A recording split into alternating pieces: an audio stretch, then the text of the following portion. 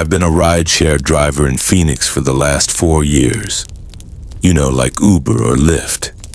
I've seen a lot of strange people, some drunk, some crying, some trying too hard to act normal. But what happened one night in April, that changed everything for me. It started like any other shift. It was a Thursday night. The weather was dry and warm like most nights here. I started driving around 7 p.m., picking up a few people here and there. A lady from the mall, a guy from a sports bar, a teenager going home from work. Nothing special. But around 11:20 p.m. I got a ping passenger 309 pickup at a gas station just outside the city. The station was almost empty, just one worker inside. When I pulled up, I saw a man standing near the payphone. He wasn't using it, just standing there, staring. He was dressed kind of odd. Old gray hoodie, big boots, a duffel bag in one hand. When he saw my car, he walked over slowly and opened the back door without saying a word. "You called for a ride?" I asked, glancing at the app. He nodded once, still silent, then finally said, "Just drive me out of town. I'll tell you when to stop." Something about his voice felt heavy, like he was tired or had been crying. I hesitated. I don't usually take rides without a destination, but it had been a slow night and the pay was showing double rate. I said, "All right, you got it." And we pulled out of the station. The man didn't talk for the first 10 minutes, just stared out the window. His hands were tight around that bag. I tried to make conversation. "Long night?" I asked. He didn't answer. After a while, I said, "You heading home?" Still no answer. Then finally he said, "Not really." I looked at him through the mirror. His face was hard to read. He had some cuts on his cheek, a bruise on his jaw like he'd been in a fight. "You okay?" I asked. "Looks like you've been through something." He looked at me calm and said, "You ever wish you could take something back?" I didn't know what to say, so I gave a small laugh. "Sure, lots of things. Why?" He didn't answer, just looked back out the window. The road ahead was dark. Desert stretched out on both sides. I kept driving. We passed an old rest stop, and I asked if he wanted to take a break or use the bathroom. "No," he said, sharp this time. "Just keep driving." That's when I started feeling uneasy. He hadn't even told me his name, and the way he kept gripping that bag, like something was in there, something heavy. I tried not to let my thoughts wander. But then I noticed something on his pants. Blood. A small stain near the thigh. Not huge, but fresh. I swallowed and tried to stay calm. Maybe it wasn't what I thought. Maybe it was just paint or ketchup or something stupid. But deep down I knew better. "So," I said, trying to sound casual, "you from Phoenix?" He didn't respond. "You got people waiting for you?" Still nothing. I finally said, "Look, man, you don't have to talk if you don't want. I just want to make sure you're safe and that I'm safe too." He sighed and rubbed his face. Then, without looking at me, he said, "I made a mistake." I glanced at him again. "What kind of mistake?" He shook his head. "One that can't be undone." We drove for another few minutes in silence. Then he asked me a question. "You ever kill anyone?" I nearly swerved the car. "What?" I said, laughing nervously. He repeated it. "Have you ever killed someone?" I was quiet. I didn't want to answer. I didn't even want to ask him the same thing, but something in me, something stupid maybe, asked anyway. "Have you?" He didn't respond right away, and then he said, "Not until tonight." I went cold. I didn't know if he was joking or telling the truth. Part of me wanted to stop the car and tell him to get out, but the other part didn't want to get shot. I kept driving. The road was empty. The only light came from my headlights and the stars above. "Look," I said carefully, "if you did something bad, you don't have to tell me. I'm just the driver, okay? I don't want any trouble." He nodded slowly. "I don't want to hurt you. You were just the next name that came up, that's all." That didn't help. We passed a small town, maybe 6 or 7 buildings total. A gas station, a diner, a motel. He looked at them, then said, "Keep going." Another 20 minutes passed. Then he finally spoke again. I didn't mean for it to happen like that. My hands gripped the steering wheel tighter. "She was crying," he continued. "Said she was sorry, but I'd already packed my things." I didn't ask who she was. I didn't want to know. I told her I was leaving, that I couldn't do it anymore, but she kept pushing, kept yelling.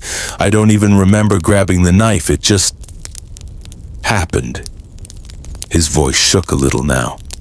She didn't scream. She just looked at me, like she already knew it was coming. I felt sick. I didn't know if I was driving a man running from a murder scene, or someone making it all up. Either way, I knew I needed to think fast. "Listen," I said. "We're almost out of gas. There's a station up ahead. I need to stop." He looked at the gauge, then nodded. "Okay, but don't talk to anyone." We pulled into the station. The place looked empty, just an old guy behind the counter inside. I stepped out, heart pounding, and started pumping gas. I looked at the shop window, thinking about running in and yelling for help. But then I saw him. In the mirror. He had opened the door, standing there watching me closely. His hand was inside his bag. I froze. He nodded like he knew what I was thinking. I didn't say a word, just finished pumping, got back in the car, and drove off. About 10 minutes later, he said, "Pull over here." I did. We were in the middle of nowhere, just desert and silence. He opened the door and stepped out. Then he leaned into the window and said, "You didn't hear anything, you didn't see anything, got it?" I nodded fast. He paused, then said, "Thanks for the ride." Then he walked off into the night, bag over his shoulder. I watched him until he disappeared into the darkness. Then I drove. I drove until I saw a small police station.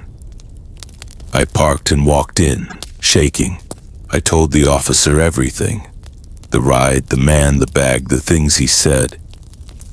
They took me seriously, asked for the location, took notes. 3 days later, they found her body, a woman about 29 years old, found in an apartment in the city. Her boyfriend had disappeared the same night. His name, David Rivera, the same name that had been registered on my app under passenger 309. They never caught him. He vanished. Maybe into Mexico, maybe into the desert. All I know is I drove a man who had just murdered someone. And he trusted me enough to let me live. Or maybe I just got lucky. I still drive sometimes, but not at night, not anymore. And if someone calls from a gas station alone carrying a bag, I cancel the ride because I've learned something. Not everyone who needs a ride is just trying to get home. I work as a night security guard at an old hospital in Milwaukee. It's not a hospital anymore, just a bunch of empty buildings now. They closed it down about 8 years ago. The city hasn't torn it down yet, so it just sits there dark, quiet, falling apart. My job is to keep people out and make sure nothing gets stolen or damaged. It's not a fun job, but it pays the bills. I've been doing this for almost a year now. I work from 9 p.m. to 5 a.m., Monday through Saturday. That means long, lonely nights. Most of the time I sit in the small security office watching the cameras. Nothing much ever happens. The buildings are old and cold. Paint peels off the walls. The hallways echo if you make a sound. Pipes groan at night and the wind whistles through broken windows. I've walked those halls hundreds of times and I still get creeped out. I start each shift by checking all the doors. I lock the gates, turn on a few lights, and make sure no one is hanging around. Then I go back to the office and drink bad coffee while watching the monitors. I do rounds every few hours walking through the main building with my flashlight. It's boring, but I'm used to it. But one night, things changed. It was mid-January. Cold enough that I could see my breath even inside the buildings. Snow had fallen earlier that evening and everything outside was quiet and white. I remember thinking it felt peaceful. I was in the office drinking my third cup of coffee. I hadn't slept well the day before and my eyes were heavy. I stared at the cameras trying to stay awake. That's when I saw something strange on camera for the East Wing hallway. A shadow. It moved quick just for a second. I sat up straight and leaned in. At first I thought it was nothing, maybe a bug on the lens or the camera glitching, but then I saw it again. This time it moved across the hallway, fast and low, like someone trying not to be seen. I frowned, rubbed my eyes, and looked again. Nothing. The hallway was empty. I waited a few more minutes, then decided to check it out. I grabbed my flashlight, my radio, and zipped up my jacket. It was freezing in the hallways. The East Wing is the darkest part of the hospital. The lights barely work and the windows are boarded up. As I walked down the main hall, my boots crunched on old dirt and debris. I swung the flashlight slowly side to side, checking each door. Most of the rooms were empty, just broken beds, old equipment, and dust. Then I heard something. A soft thump, like footsteps. I stopped and held my breath. Another thump, then silence. I whispered into my radio, "This is Mike. I think someone's in the East Wing checking it out." No reply. But that wasn't strange. The radio often cut out in this part of the building. I kept walking. That's when I saw it. A figure, standing at the far end of the hall, still not moving. It wore a hood and dark clothes. I couldn't see the face. I raised my flashlight. "Hey," I called out. "You're not supposed to be here." No answer. The figure turned slowly and walked into a side room. I moved forward, heart pounding. My grip on the flashlight tightened. I turned the corner and stepped into the room. Empty. No one there. I scanned the walls, the corners, nothing. No windows, no other doors. Gone. I stepped back into the hallway, confused and tense. Then I heard laughter, not far away, light and quick like a group of teenagers. That's when I realized I wasn't dealing with one person. There were more. I turned to head back to the office, but something slammed into my back. I stumbled forward, dropped my flashlight, and hit the floor hard. Boots stomped around me. Someone kicked me in the side. I cried out and tried to stand, but another blow landed on my leg. Then a voice. "Don't move." I froze. It was a young voice, a boy maybe 17 or 18. I couldn't see him, just shadows around me now. Then more kicks, hard, my ribs, my stomach, my arms. I curled into a ball, trying to protect my head. Laughter echoed down the hallway. They were having fun, like it was a game. I tried to yell, but someone put their hand over my mouth. Shh, another voice whispered, "Just go to sleep, old man." They beat me for what felt like forever, fists, feet, maybe a pipe or a stick. I can't remember everything, it hurt. Every part of my body screamed. Then one final blow to the head. And darkness. When I woke up, I couldn't tell where I was. Everything hurt. My face was against the cold tile floor. My hands were numb. Blood had dried on my lips. I groaned and tried to move. Pain shot through my chest and back. I gasped and lay still. The hallway was empty, silent, not even footsteps. They were gone. My flashlight was broken beside me, my jacket was missing, and my phone was gone too. I pushed myself up slowly, holding my side. I limped down the hallway, one step at a time. Each breath was like fire in my ribs. It took me 20 minutes to get back to the office. I used the landline to call 911. I could barely speak. My jaw felt swollen and my teeth were loose. I told them I was attacked. I gave them the address. Then I dropped the phone and collapsed into the chair. The paramedics came fast, blue and red lights flashing in the snow. They carried me out on a stretcher. I remember one of them saying, "He's lucky he's alive." I didn't feel lucky. At the hospital, they told me I had 3 broken ribs, a concussion, a broken wrist, and some missing teeth. I stayed for 5 days. The police came and asked me what happened. I told them everything. That I saw someone on the camera, that I followed them, that I got jumped. I said there were maybe 4 or 5 attackers. They wore dark clothes. I never saw their faces. They took notes, nodded, and said they'd look into it. But I knew they wouldn't find anyone. I went home, still hurting. My sister came over to help. She changed my bandages and cooked meals. My niece cried when she saw me. I told her I had a fall at work. I didn't want her to know the truth. I couldn't go back to work for a while. My boss called and said they were sorry. They said they'd add more lights, maybe put in more cameras. But that didn't help me. I couldn't sleep for weeks. Every noise at night made me jump. I kept thinking I'd see someone in the hallway again or hear that laughing. I kept asking myself why. Why did they do that? They didn't take my wallet.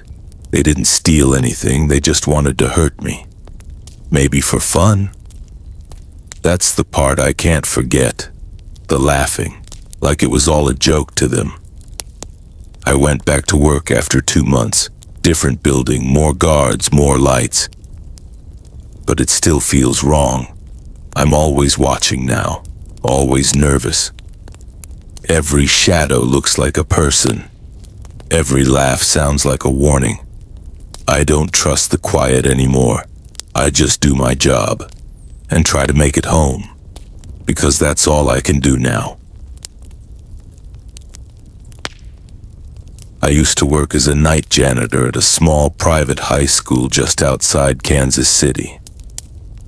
The place was built in the 70s, big brick hallways, old lockers, creaky floors, you know the type, nothing fancy, but it had character.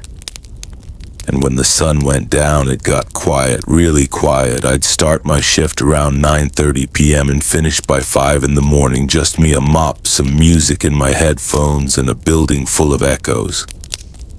Most nights were boring, just cleaning classrooms, wiping down desks, taking out trash, checking the bathrooms, nothing too bad. But one night last November, something happened that I still can't explain. It was a cold night, cold enough that you could see your breath even inside. I had already finished the science wing and was heading into the gym building. It was always my least favorite part of the job because the gym lights buzzed real loud and the locker room smelled like old socks. But that night something was different, right? When I opened the gym door, I felt it. The air felt off, like heavy and still, like when you're underwater. The light at the far end of the gym was flickering, and I noticed that the fire exit door on the side was slightly open, which was weird because it's always supposed to be locked. I walked over to it slowly, listening, footsteps echoing around me. The wind pushed the door open a little more, and when I looked out into the parking lot, there was nobody there, just empty cars and one light buzzing overhead. I figured maybe one of the coaches forgot to pull it shut after practice, so I closed it tight and locked it, then turned around to head toward the locker rooms, and that's when I heard it. A loud bang, like something heavy had fallen from up high, and it wasn't inside the gym. It was coming from the old music building behind it, a place that hadn't been used in over 2 years because of some water damage. The district just locked it up and left it alone. The windows were boarded, the doors chained, but I swear that sound came from there. I stood still for a second, debating if I should go check it out. Part of me wanted to ignore it, just finish the shift and leave it alone, but curiosity got the better of me, so I walked around the gym and toward the old music building. The closer I got, the colder it felt, and I mean really cold, like my breath was fogging up, like it was winter again. I pulled out my flashlight and aimed it at the door and noticed the chain was gone, not cut, not broken, just gone, like someone had taken it off and neatly placed it to the side. I tried the door, and to my surprise it opened right away. It creaked loud like something out of a horror movie. But I pushed through and stepped inside, and immediately I regretted it. The place smelled like mold and dust and something else. Something metallic like blood, and the air was thick, like it hadn't moved in years. The building was pitch black except for my flashlight, and everything echoed, even my breathing. I walked down the hallway which used to lead to the band room, and I saw that one of the classroom doors was slightly open, the same door where the bang probably came from. I knocked once just in case and said hello. My voice echoed back at me, but no answer, so I pushed the door open and shined my light around. The room was empty, broken chairs, old music stands, sheets of paper scattered on the floor, and in the corner there was a pile of uniforms, the kind the marching band used to wear, all balled up like someone had been digging through them. I started to turn around when my flashlight flickered and then died completely. I slapped it a few times, but nothing. Total darkness surrounded me. And that's when I heard breathing, not mine, not close either, but steady, like someone was sitting in the far end of the room watching me and breathing real slow. At first I thought maybe it was an animal, but then it spoke real soft, almost a whisper. It said, "You shouldn't be here." And I froze, couldn't move, couldn't breathe. I felt like my body was locked in place, and I whispered, "Who's there?" And the voice said again, "You shouldn't be here." But this time it sounded closer. I backed up, reaching for the door, but hit the wall instead. That's when I realized the door had somehow closed behind me. Panic kicked in. I pulled out my phone, tried to turn on the flashlight app, but my phone was stuck. The screen kept glitching, colors flickering, apps opening and closing on their own. I finally got the light on, and when I did, I saw the room was empty again, nobody there, but now one of the music stands had been moved directly in front of me, like someone had placed it there while I was in the dark, and on the floor next to it was the chain that had been on the door. I ran out of that room and didn't look back. The hallway felt longer on the way out, like it was stretching, and the walls were pulsing, breathing even, but somehow I made it to the exit door. When I burst through into the cold air, I dropped to my knees, trying to catch my breath, and that's when I heard a voice behind me say, "See you tomorrow." but there was no one there. I didn't go back inside that night. I waited outside till the sun came up, and my manager showed up early for once, saw me sitting on the curb pale as a ghost. He asked what happened, and I told him part of it, just that someone broke into the music building and that I heard something weird. He looked confused and said the chain had been reported missing 3 days earlier. He thought it was just misplaced. But when he went to check the door, it was sealed shut again, locked tight like it hadn't been touched in years. He looked at me and said, "You sure you weren't just tired?" I didn't answer. I didn't know how to explain any of it. I just nodded and went home. That day I had a fever. My head was spinning and I slept for 14 hours straight, and every time I closed my eyes I heard that voice again, whispering those same words over and over. "You shouldn't be here." The weirdest part is the next night I went in for my shift and everything looked normal. Chain was still on the door. Gym lights were working, no noise, no footsteps, nothing. But when I got to the janitor's closet, my mop was missing, and sitting in its place was a single sheet of music paper, crumpled and stained with something dark, like old dried blood. I picked it up, and all it said in shaky handwriting was, "See you tomorrow." I quit 2 days later. I couldn't take it. The school offered me a different wing or even day shift, but I said no, I couldn't go back. And now every time I drive past that school at night, I look toward the music building, and sometimes, just sometimes, I swear I see a light flicker in the window that's supposed to be boarded up. And I think to myself, maybe it was just a dream, maybe my brain was playing tricks on me. But then I remember that voice and how it didn't sound like something human, and how it didn't feel like a place that wanted to be alone. It felt like a place that wanted to be remembered and maybe fed.